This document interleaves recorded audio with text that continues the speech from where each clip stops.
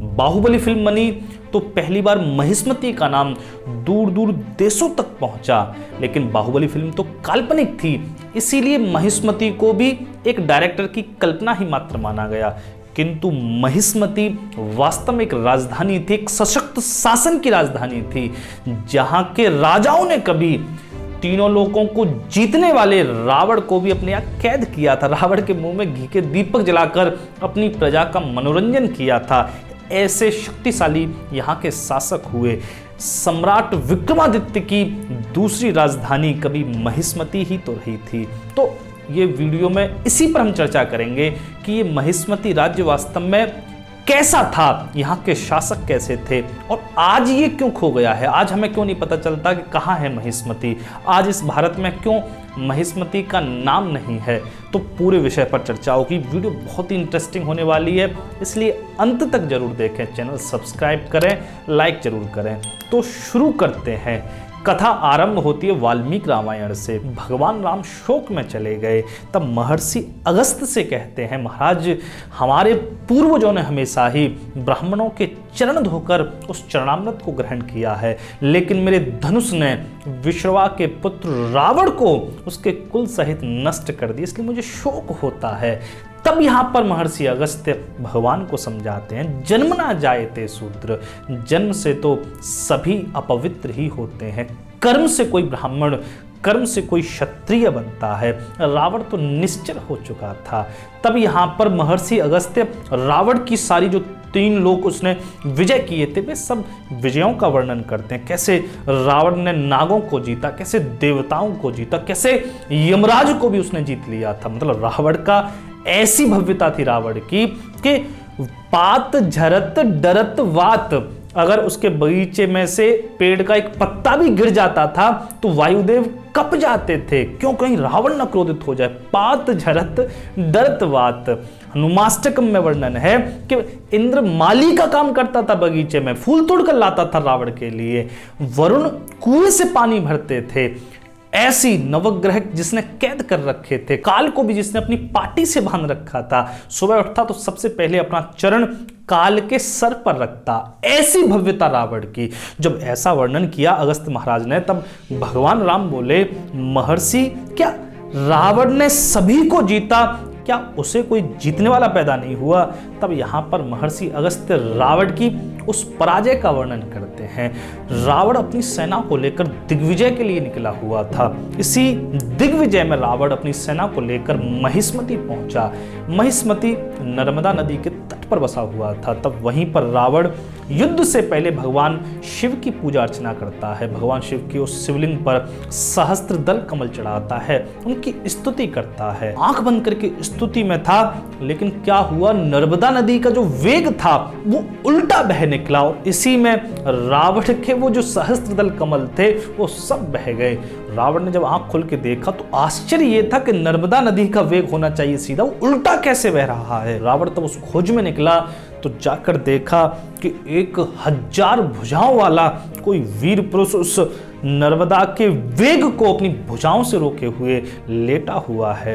ये कौन थे? यही थे सहस्त्रार्जुन, महिष्मती के राजा। अपनी 500 रानियों के साथ वो आमोद प्रमोद कर रहे थे नर्मदा नदी के उस जल को रोक कर। ऐसी भव्यता रावण ने भी बड़े बड़े ताकतवर, बड़े बड़े शक्तिशाली देखे थे, लेकिन अर्जुन जैसा कोई नहीं मिला। यहाँ पर सहस्त्रार्जुन को रावण ने द्वंद्व के लिए ललकारा। जब ऐसा अर्जुन ने सुना, तब सहस्त्रार्जुन नर्मदा से निकलकर रावण के सामने पहुंचते हैं।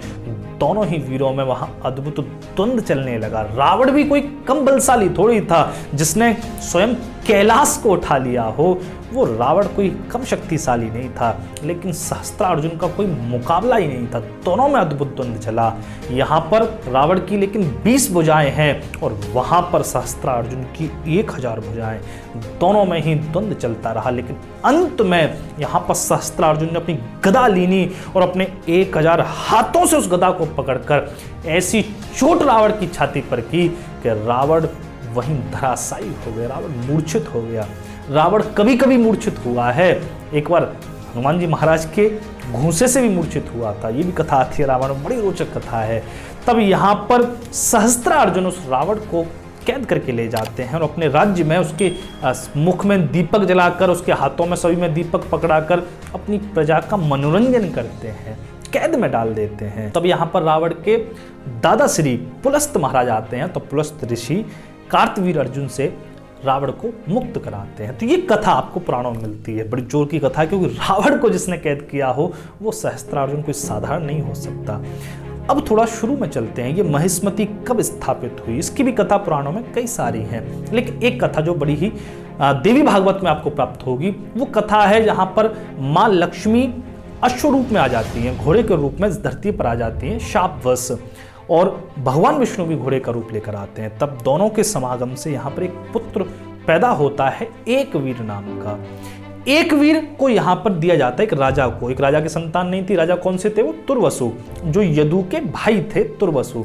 तब यहाँ पर तुर्वसु को वो दिया जाता है और इन्हीं का नाम हुआ हेय, और हेयवंशी ही इनको कहा भी जाता है। तब हेय के ही कृतवीर हुए और कृतवीर के ही यहाँ कार्तवीर ये सहस्त्र अर्जुन हुए।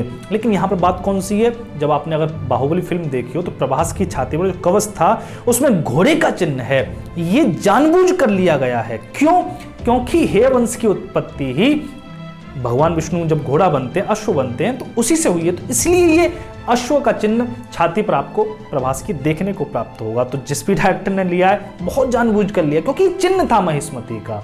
चिन्ह बाद में बदलते रहे, लेकिन उस समय ये चिन्ह था, वहीं से महिष्मति राज्य की शुरुआत हुई थी। लेकिन इसके अलावा अगर हरिवंश पुराण में आप देखोगे तो वहां पर यदु के ही वंशज हुए महिष्मान। महिष्मान ने ही महिष्मति पुरी बसाई थी नर्मदा नदी के तट पर, तो इसलिए ये यादव भी हुए।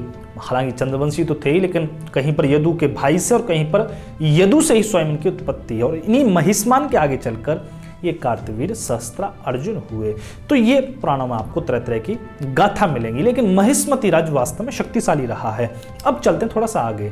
महाभारत के समय में महिष्मति पर राज्य था राजा नील का, और इन पर आक्रमण किया था 5 पांडवों में से सहदेव ने। सहदेव यहाँ पर अपनी चतुरंगी सेना को लेकर महिष्मति पर आक्रमण करते हैं, लेकिन राजा नील को वो जीत नहीं पाते, क्योंकि नील की यहाँ पर सहायता कर रहे थे भगवान अग्निदेव। तो ये कहानी आती है, अग्निदेव की वो स्तुति करते हैं, तब जाकर यहां पर नील के साथ वे संधि करते हैं, विजय करते हैं।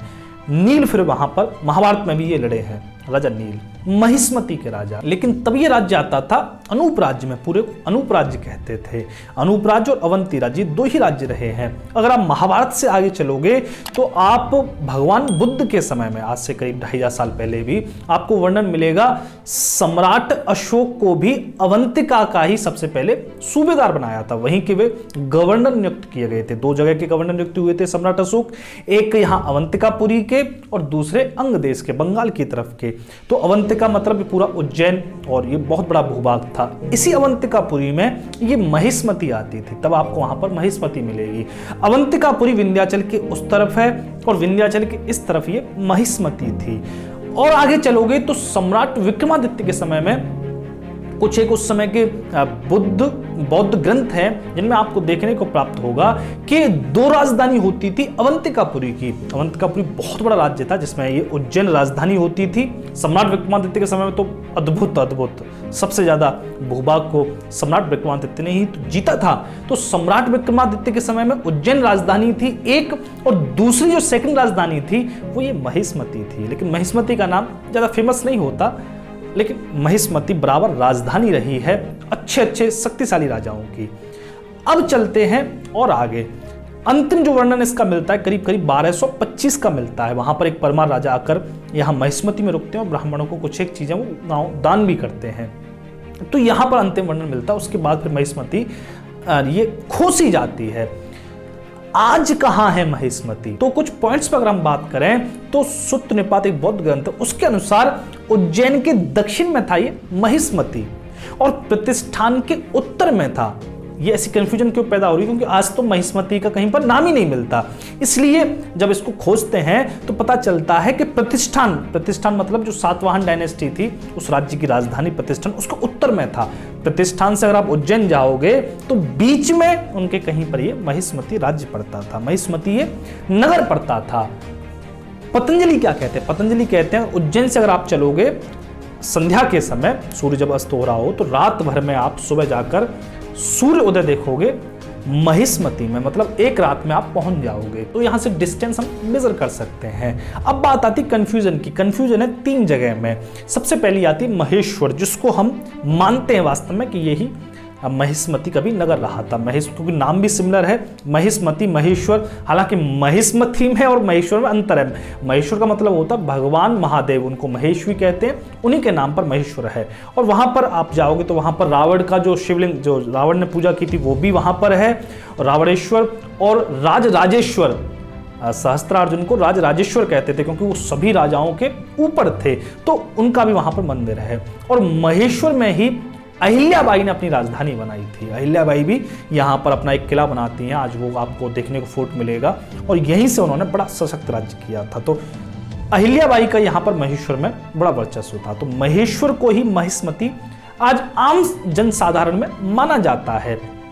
लेकिन अंग्रेज जो आर्कियोलॉजिस्ट हुए वो इसमें क्या कहते हैं, तो 3 जगह मिलती हैं जो महिष्मती अपने आप को साबित करती हैं। सबसे पहली ये महेश्वर की मैंने बात करी, दूसरी है मानधाता। मानधाता को क्यों करते हैं? मानधाता को कुछ एक अंग्रेज में देख रहा था, वो मानधाता को बताते हैं। क्यों? अगर आप रघुवंशम पढ़ोगे कालिदास की, तो कालिदास ने महिष्मती का वर्णन किया है कि महिष्मती एक आइलैंड पर थी। आइलैंड मतलब चारों तरफ से उसके नदी बहती थी। तो अगर आप मानधाता को देखोगे, जो आज मानधाता नाम से है, वहां पर क्या है, वो जो आज मानधाता आइलैंड है, ओमकारेश्वर ज्योति शिवलिंग है भगवान महादेव का, और चारों तरफ से वो नदी से घिरा हुआ है।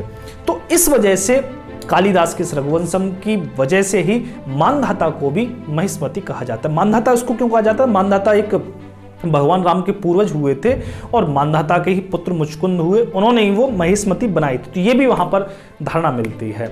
और अगर आप देखोगे, मैं भी उस मैप को देखता हूं, तो महिष्मती राज्य की सशक्त राजधानी बनाने के लिए चारों तरफ से एक सहज ही आपको खाई मिल जाती है, जो आपके राजधानी की सहज ही रक्षा भी करती है। तो ऐसे महेश्वर और मानधाता में कंफ्यूजन है। लेकिन तीसरी एक और जगह है, वो है मंडला। मंडला एक पूरा जिला है मध्य प्रदेश का।